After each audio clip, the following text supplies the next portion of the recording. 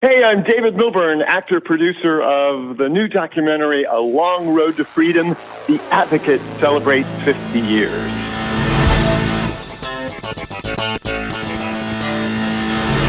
Hello, Out Bosses. Rhodes Perry here, and welcome to this week's episode of The Out Entrepreneur, a weekly podcast where I get to interview today's most inspiring LGBTQ bosses crushing it in business. And on this week's episode, we are welcoming David Millbern, who is calling all the way from sunny California. So, David, welcome to the show. Thank you. It's sunny and smoky here with our fires and all. There's a little bit of spice, right? It's all good. Yeah. It's all good. Well, I'm really, really thrilled to have you on the show. You are our first actor/producer. I just want to know, are you ready to inspire fellow Out Bosses? Oh, absolutely, Rhodes. And thank you for having me. I'm very, very honored. Yeah, likewise.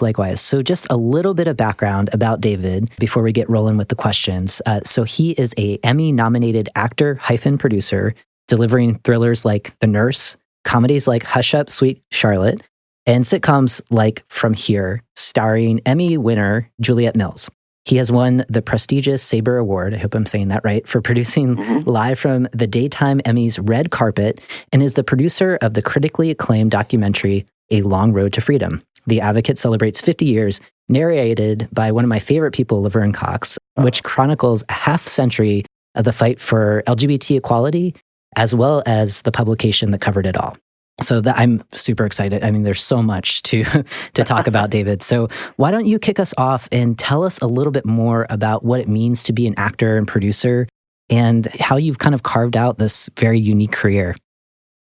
Well, it's really a journey. I started when I was a kid doing commercials. I was the campaign spokesman for McDonald's. I did their Glasses to Go commercial. Remember, Rhodes, when they gave your soda in a glass? And McDonald's was the first company that also, with your soda, you got a glass to take home.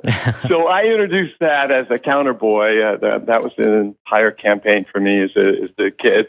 And then I introduced their Sunday Smile, the same concept. But this, you got a little glass cup, and your sundae, your soft swirl ice cream, was in that. So I was the McDonald's Sunday Smile person as well.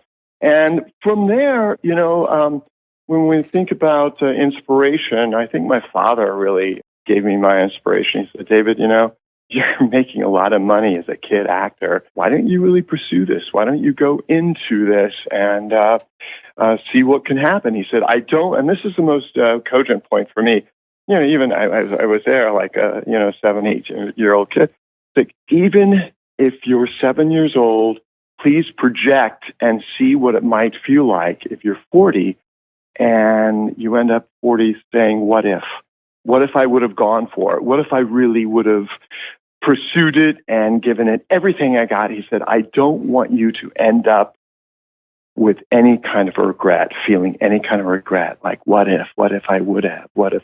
So I went for it. With my father's advice, I went for it.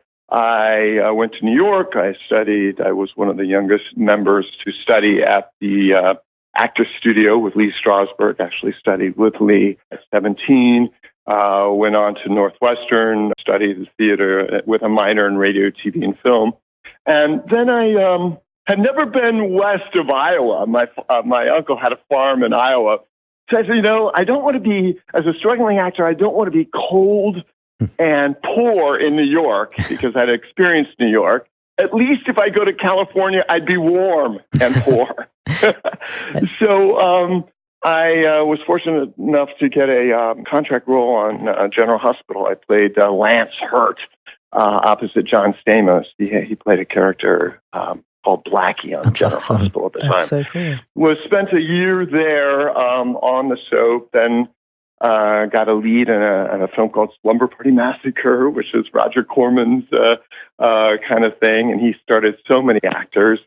Second film, again, with Roger Corman. And when Roger was honored at the Academy of Motion Picture Arts and Sciences about 3 years ago, he was being honored. He's 83 years old. I was walking up to him saying, to his table, I was saying, Roger, David Millburn's Slumber Party Massacre. I didn't even get that out. And he said, he looked up and he said, David Millbern, Slumber Party Massacre. This 83-year-old guy. He said, you know what? My number one picture of all time. So he just launched his video store. And he said, you know what? My number one picture of all time, your picture, Slumber Party Massacre, because it spawned two sequels.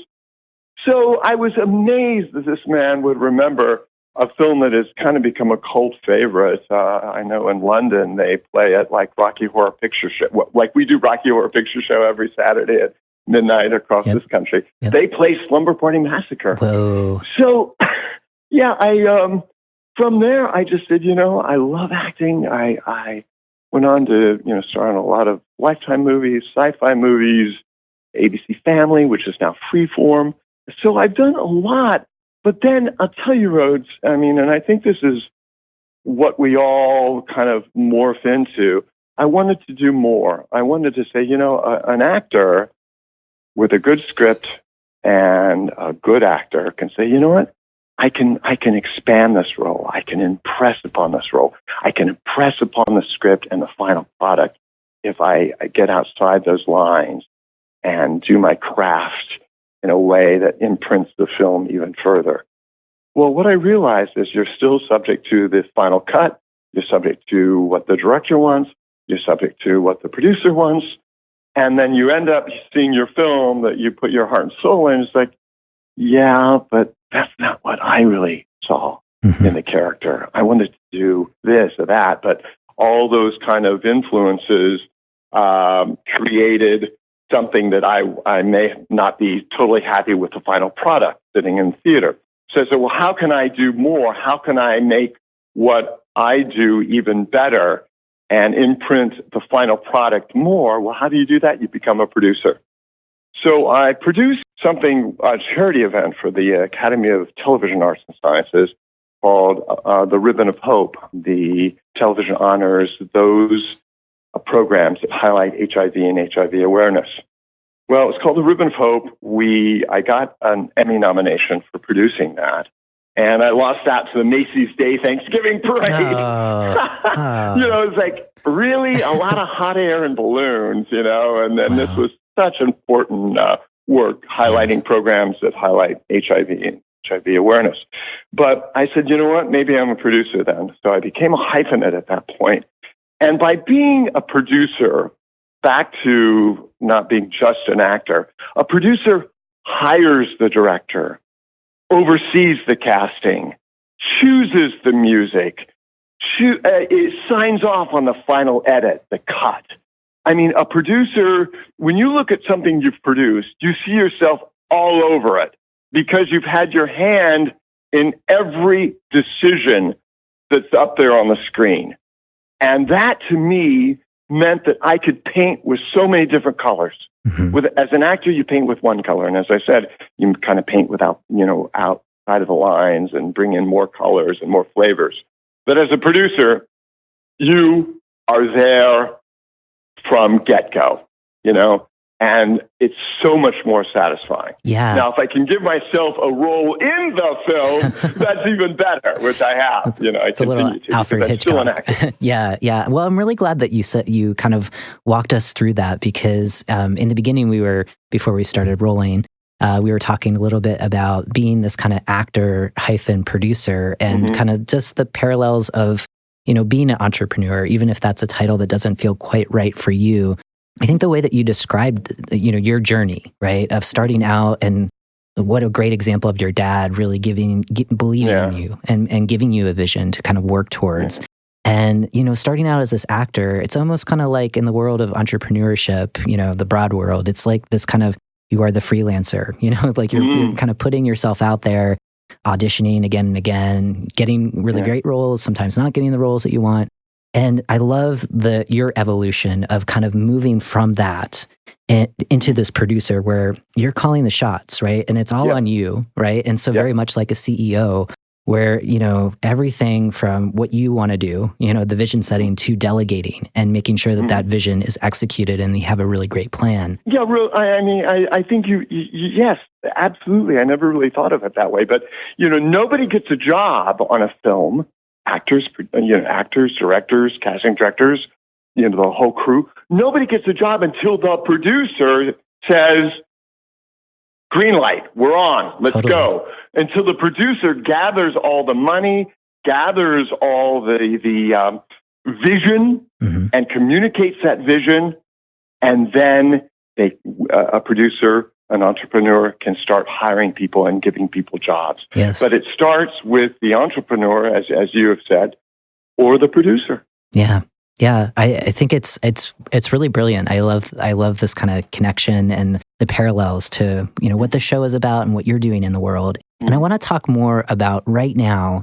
What is making your heart sing? What are you most inspired? I'm really excited to hear more about the production that you've done, A Long Road to Freedom. Is that what's lighting you up right now? I mean, it sounds like you're kind of done with it, but yeah. Oh my God, Rhodes! I mean, this documentary has been such a gift to not only the people that have seen it, but to myself. I know my partner, Paul Collishman, who's the executive producer of the film, we were discussing the other day, it's like, I said, if I die tomorrow, I think that this project, this film, this chronicling of 50 years of the LGBTQ movement will be my piece de resistance. It'll be, I can go to my grave happy knowing that I did something for the cause. Because this film, I'll tell you, Bruce Cohen, who produced When We Rise and Milk in story form, those are movies and TV series that tell our story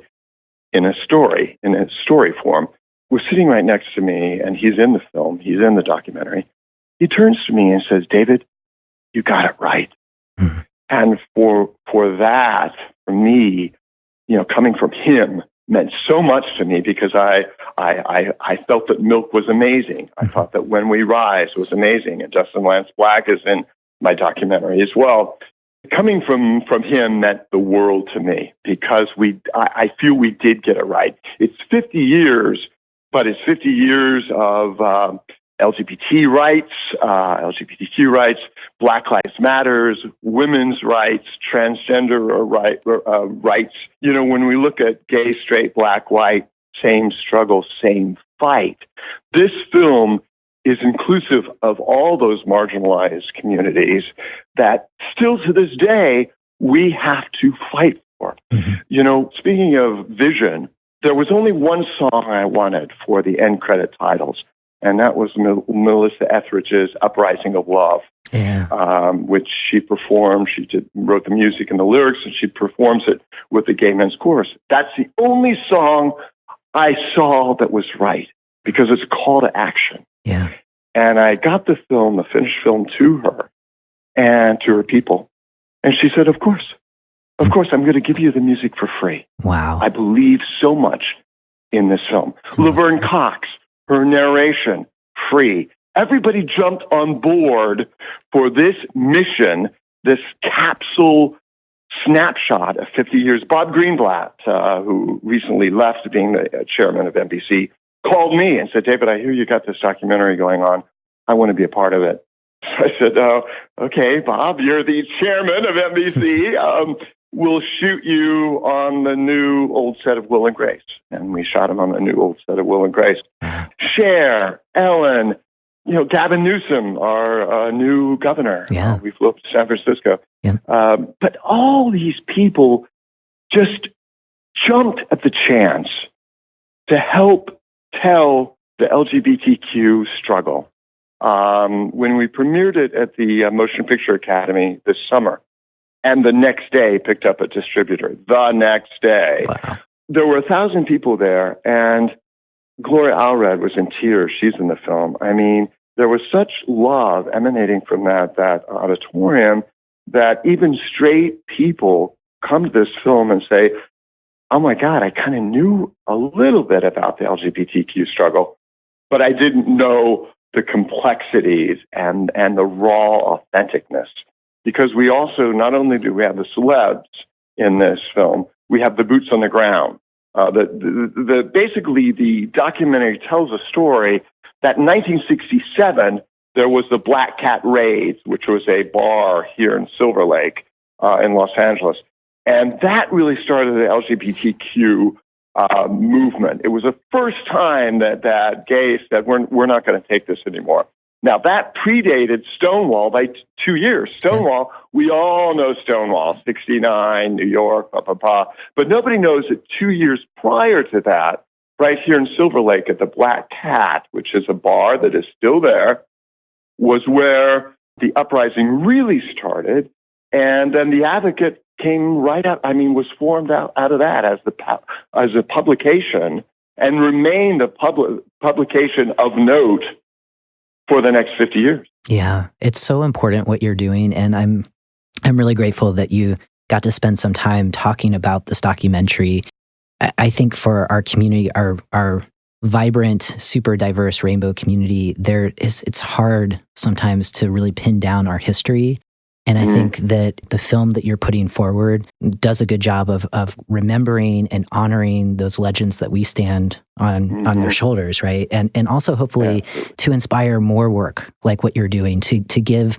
You are a possibility model in honor of Laverne Cox, in honor of her talking about possibility models. I think you are that possibility model for other future actors / producers, and coming forward and sharing their stories of what this movement looked like for them and how it impacted them. And I hope, I think California always leads, in terms of curriculum and making sure that we document, where we've been. I think it's so critical because it is a long road to freedom, and we still have quite a long way to go. Rhodes, you're part of that too. You just getting the message out about this documentary. I'm so appreciative. Oh, thank you. Because you're right. You're absolutely right. We stand on these shoulders of these now 80-year-olds that are documented in the film who put their lives on the line. They didn't have it like we have it here today. It was 67. Yeah. And they were hauled off to jail, and they lost their livelihoods, and it was not comfortable for them. We stand on their shoulders. In this film, you get to hear their stories. And I do agree with you that people like yourselves that get the message out, filmmakers, people who are telling our authentic stories, I hope to be those shoulders too for future generations, that they can look at this film and say, that's what it was like. Yes. Yeah. And as an entrepreneur and as a producer, that didn't happen. Literally, I was sitting around, my partner, again, Paul Colligeman, used to own The Advocate, and it was a year ago, May. I said, you know what? It's the 50th year of the anniversary of The Advocate. Is anybody doing anything? And everyone was kind of, oh, well, I don't know. And it was May. It was 5 months into it. Wow. And I said, well, you know what? I'm going to do something. Yes. I'm going to do a documentary. We're 5 months into the 50th year. I'm going to do it. So fortunately, Here TV opened up their checkbook and said, great, we believe in this. We believe in you. And Here TV said, we'll pay for it. I brought on board Billy Clift, the director who I've worked with on Hush Up, Sweet Charlotte, who lives really close to the Silver Lake. Brilliant, visionary. He came on as the writer-director, and he and I put this thing together. A year and a half later, we have this wonderful film. You are, by definition, an entrepreneur. In and of that, you saw an opportunity, 50 years of The Advocate as a publication. Huge. It's a huge, huge resource for so many of us, has been, is today.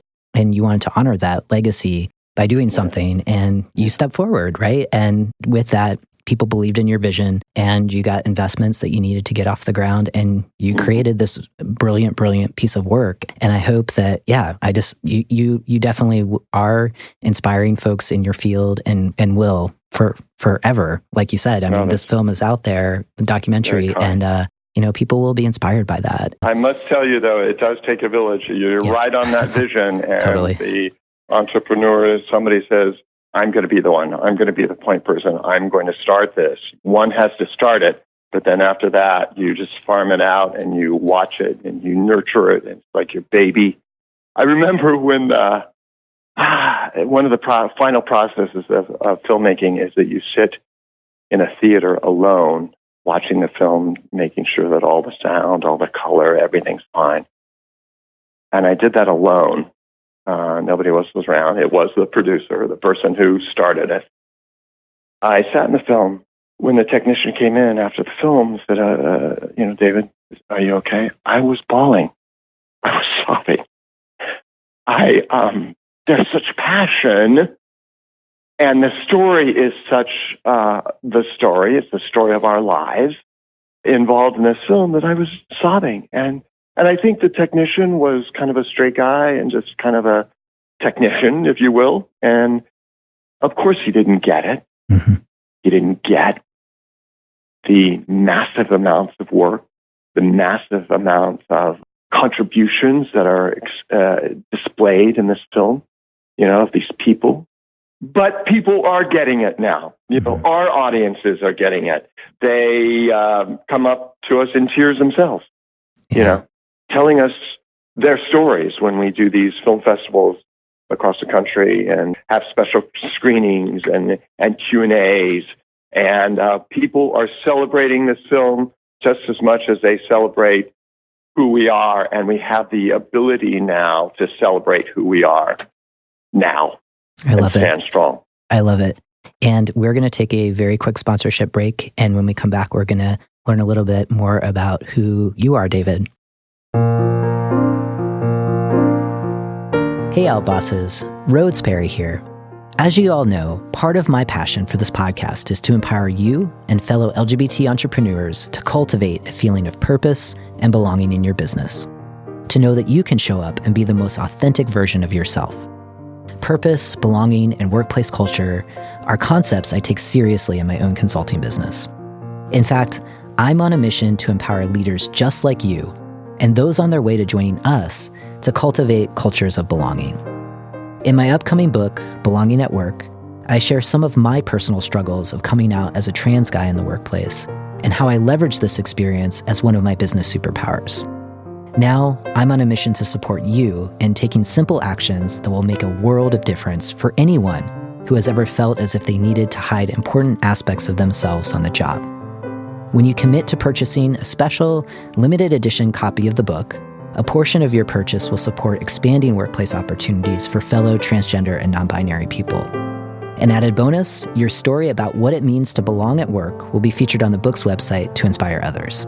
You're ready to belong at work now. To learn more, visit Rhodes on Amazon.com or text 444-999 and type the word belong. Again, that's Rhodes on Amazon.com or text 444-999 and type belong. Okay, David, so we're going back into the interview now, and I wanted to talk a little bit more about what brings you to our beautiful rainbow family. So we're going to talk about some of the challenges that you have maybe had as an actor or producer, and also we'll focus in on what some of your LGBT superpowers are in the world of acting and producing. So I like to start off this segment of the interview asking you to kind of go back, and maybe this was early on in your career as an actor, maybe as a producer, some of the productions that you want to put out. Share with us maybe a time where it was difficult for you to show up authentically, to talk about your partner, or just to be 100% who you are as a member of the LGBT family. If you can think about an experience that was less than stellar, how did you work around it? I ask this question because there are a number of folks who do tune into the show who are out business owners, and, coming out is not a static thing, as you know. So sometimes it is difficult for folks to kind of work with a client or kind of finish up a project with folks sometimes have to sacrifice showing up authentically. So I'm curious, does something come up for you? And if so, can you just take us back and walk us through what that memory might be? Well, Rose, I think that for me being an actor, I really am in touch with, part of the skills of being an actor is you have to be in touch with humanity and most importantly, in touch with yourself and everything that you encompass. I don't really feel like I've ever been in the closet, but that's not to say that I was flag waving the entire time either. Right. I think as a young actor, you're just so wanting to get jobs and to practice your craft that you will do anything. And I did do anything. I mean, I did, Roger Corman films. I did soap. I did soap operas. I did a lot of low budget films, Bikini Summer. I just wanted to work because that's how I identified myself. And as the career progressed, I mean, I played, my partner says, you've played everyone's bad husband and good husband in all these Lifetime movies. Sometimes I'm the murderous husband. Sometimes I'm the warm and fuzzy husband. But I never really was one that said, I'm not who I am. I've been with my partner now for 25 years, and, it was never being in the closet for me. Now, like I said, was I always flag waving? No. I think that with entities like Here TV, like The Advocate and Out and all the branding and all the wonderful opportunities of media that are out there now, I think that I was able to do work that I was proud of that was really more authentic for me. I developed a game show called Mod Couples. Mod Couples pits a straight couple against a gay couple in couple speak to find out who knows their partner best. That was on Here TV, and then it was on our Hulu Here TV platform, and became it hit Hulu's 10 top most popular show list 22 times. 10 most popular show lists on Hulu 22 times. And that was exposing that we're all alike. Gay couples, straight couples, we're all alike because we all have couple speak. And it's a wonderful comedy. We have a kiss off. My co-host, Olivia Harewood, she and I decide which kiss is hotter, the straight kiss or the gay kiss. And I could see why it became so popular.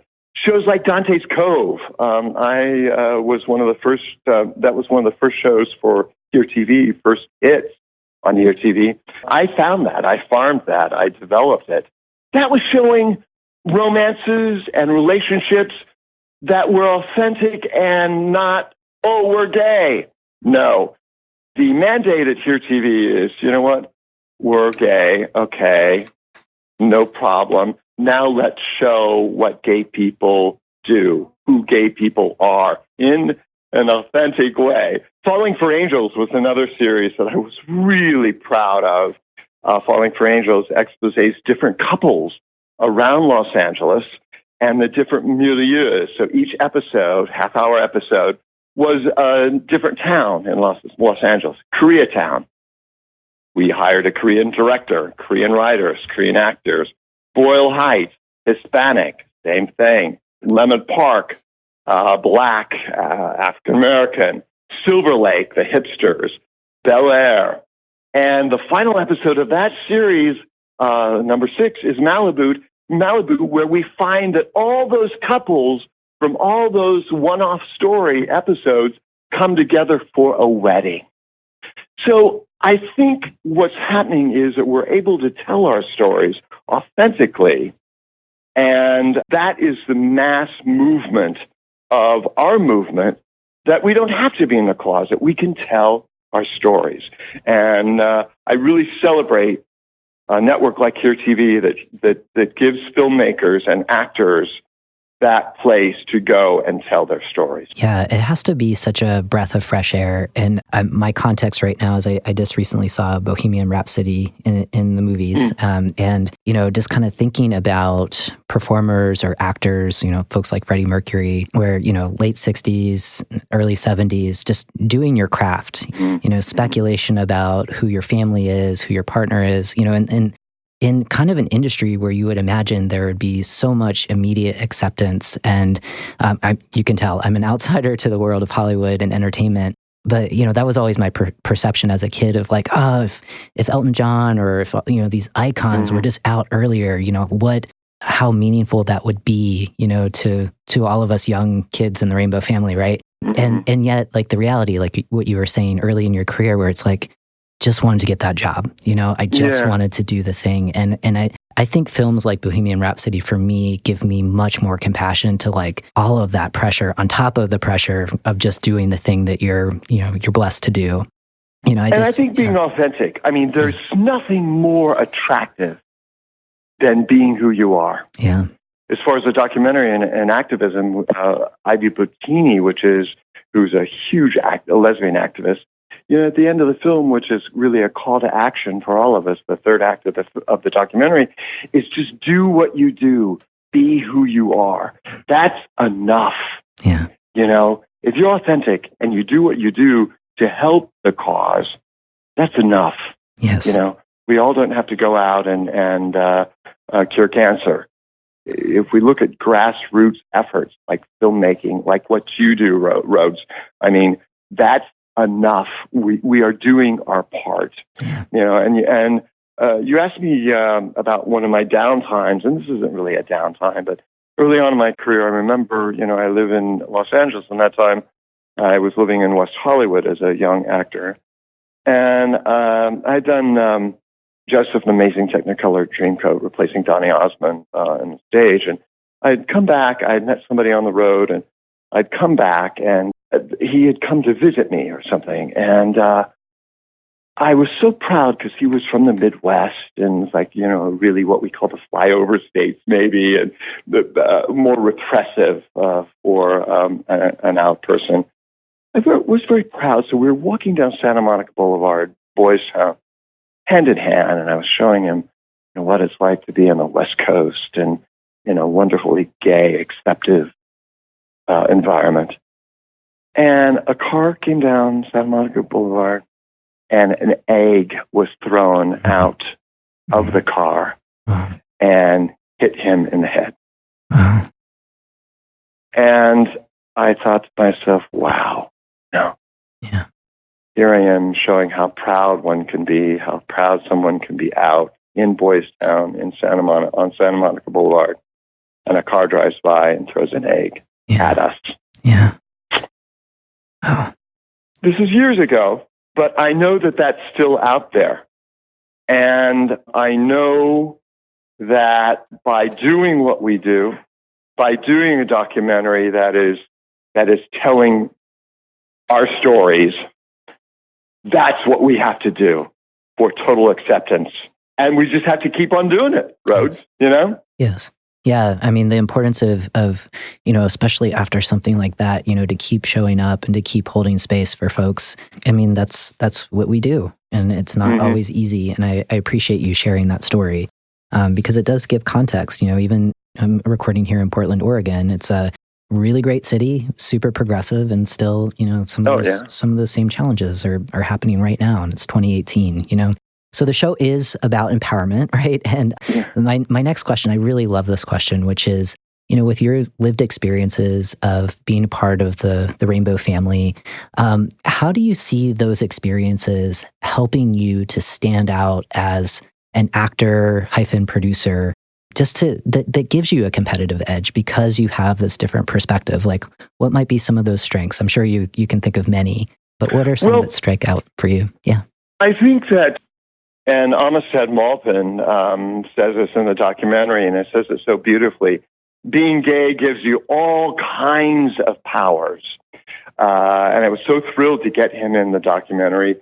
We were up in San Francisco shooting another series for Here TV, and I had tried for 6 months. This will show you how hard producers have to work. I tried for 6 months to get Amistad Maupin in this documentary through his publicist and a manager, and I just couldn't get anywhere.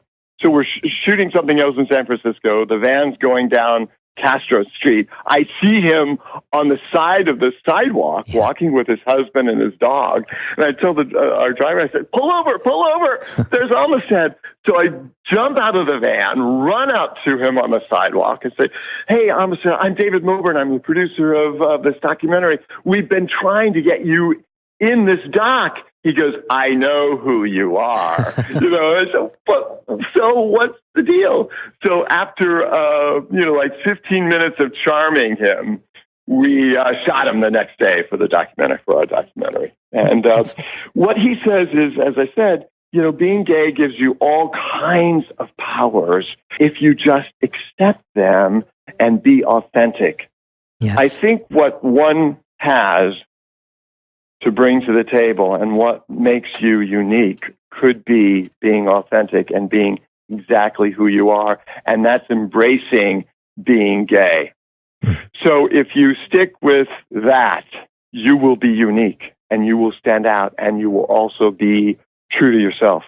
Yeah. And there's nothing more attractive if you're in a sales situation or if you're creating something, or entrepreneurs do all kinds of things. But if you are who you are, you will tap into your own powers that make you unique.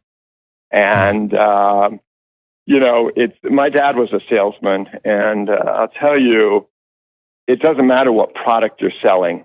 If you are you true to yourself, that's going to set you apart.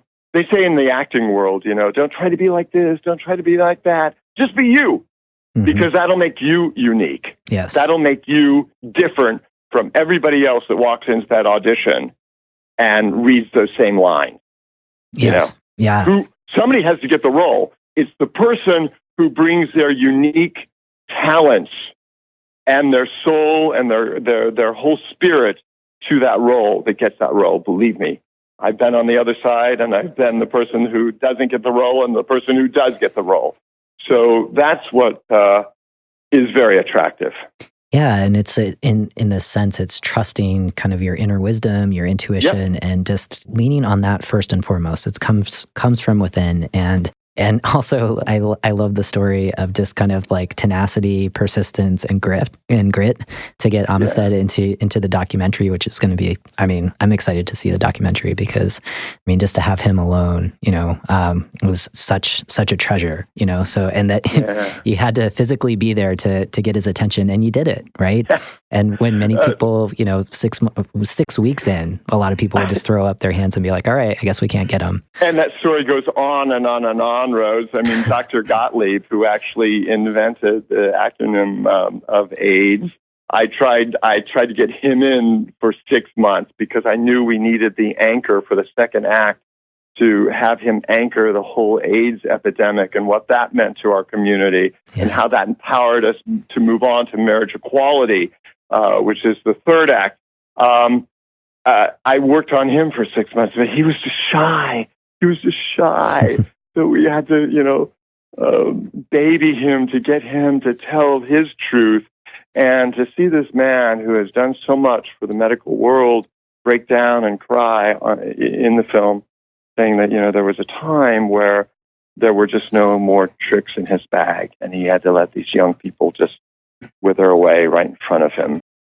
That's very powerful stuff. When we think of the doc as a whole, and I've had to put together trailers and sizzle reels, and we try to select the most touching moments, we have a real problem because every moment, there's a moment in the doc where Cher relates a story, and his superpower is relating this so human story of a mother and a daughter. She says that, after Chastity had made her transition to being Chaz, she called the house, Chaz's house, and she got Chastity's outgoing phone message. Mm. And Cher goes on camera, she goes, and I realized at that point that would be probably the last time I would hear Chastity's voice. Yeah. But these are wonderful, wonderful human stories that are captured in this documentary. Yes. Of our movement. Yes, I was going to ask you, for this ending segment, what's one way that you're giving back to the LGBT community? But I feel like I kind of answered my own question with this documentary. It's such a gift. And I'm also curious, as a producer, because you're such a visionary, you're a job creator. Are there other ways that you kind of see your role in terms of, expanding economic opportunities to LGBT folks, or how do you give back aside from this amazing I'll tell film? you, places like QTV that totally are all an authentic television network. They employ people, they give story makers and filmmakers opportunities to tell our stories, to support something like that is so important for folks to know. You have to support the people that are supporting our stories.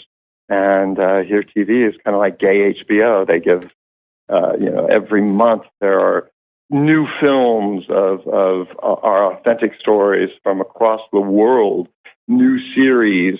I think by supporting entities that support what we are, the stories that who we are, that's where we're most effective, where people can really get in there and in a grassroots level do their part.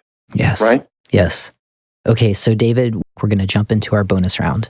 And the whole purpose of this is just to get a better sense of who David is so that we can learn one way that we can stay in touch with him after our conversation. Okay, so David, are you ready for some quick fire questions?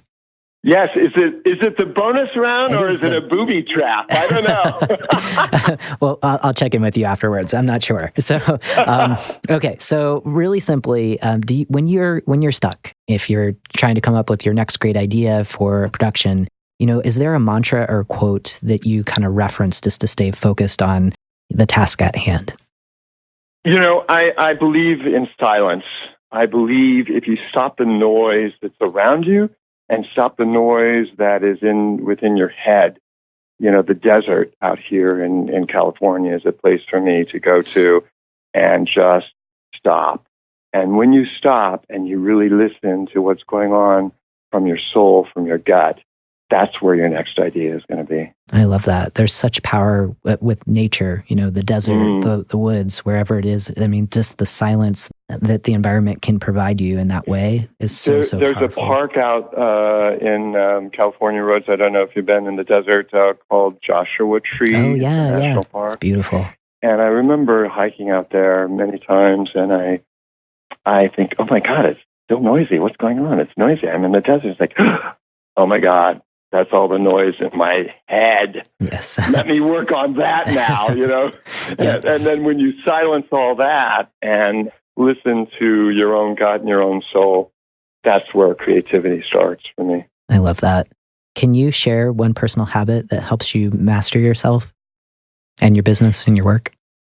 I think exercise is really great. Yeah. A lot of my ideas as well come with just being physical. Yeah. Yep. If that's chopping wood or in a spin class or swimming or hiking, I think that once you get, again, the noise out and get to your soul, that is a great tool. Great. And so you are a producer. You have lots of people doing lots of different things to make a film come together. Mm-hmm.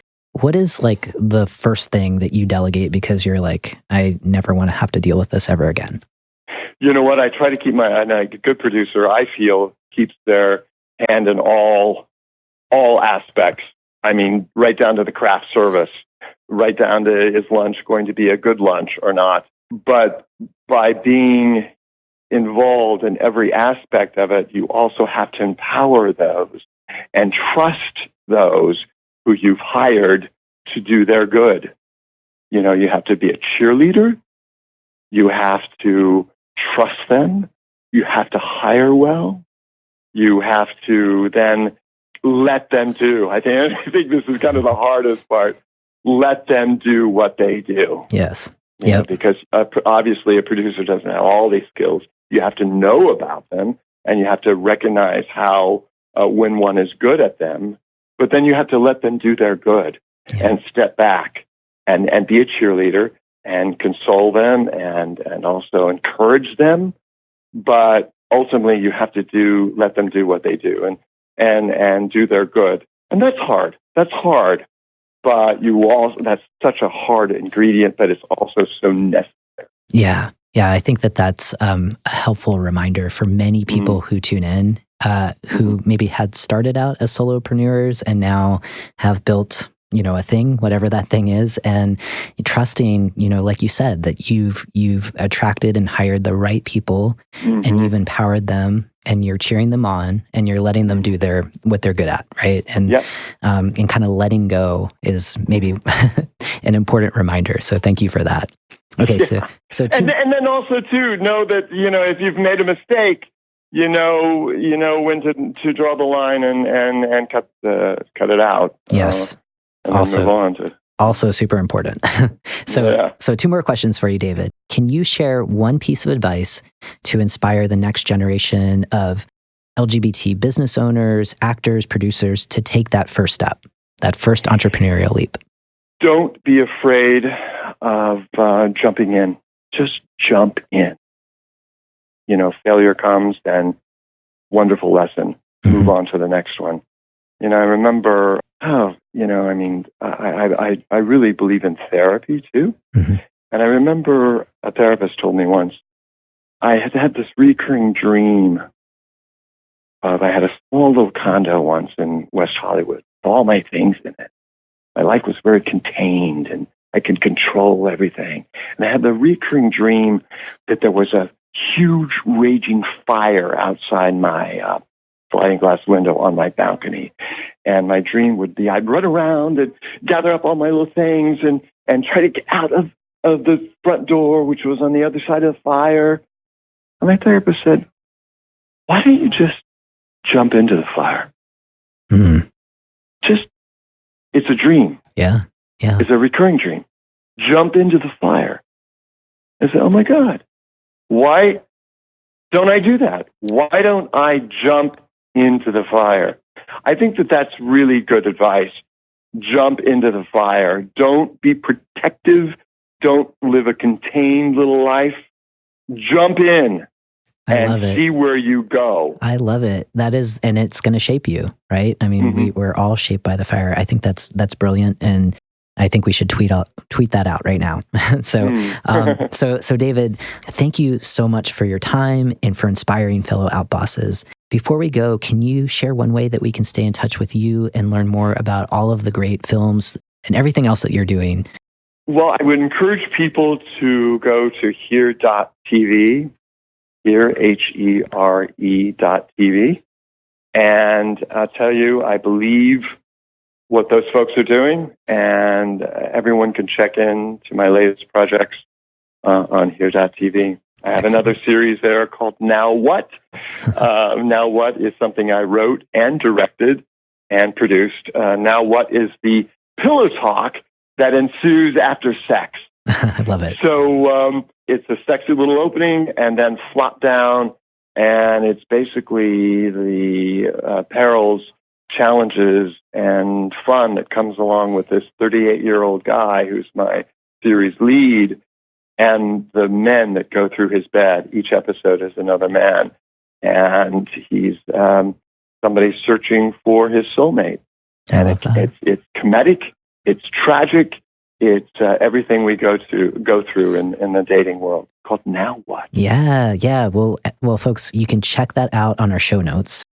So for Outbosses, thank you so much for tuning into this week's episode.